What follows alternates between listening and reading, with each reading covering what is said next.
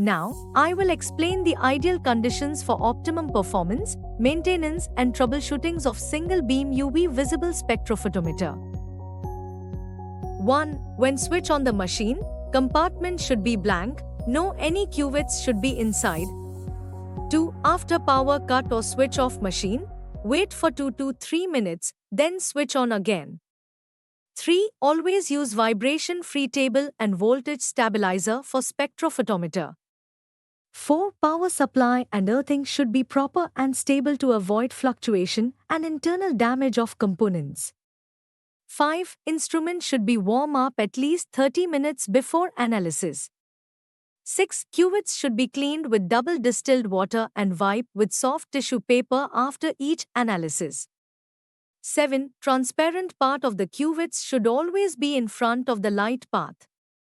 8. Use glass cuvettes for visible range and quartz cuvettes for UV range.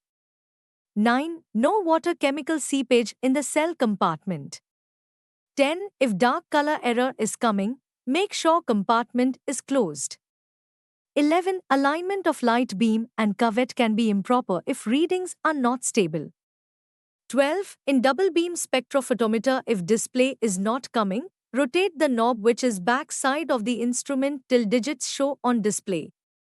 13. For self-testing of spectrophotometer, prepare 60 and 600 ppm standard solution of potassium dichromate.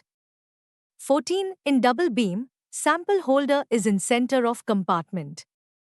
15. In double beam, cell holder key will work if 8 programmable cell holders attached, optional. 16. Select correct wavelength. 17. Always hold cuvette on rough sides, not on transparent sides. 18. While filling the cuvettes, avoid spillage of the solution on the outer side of the cuvettes.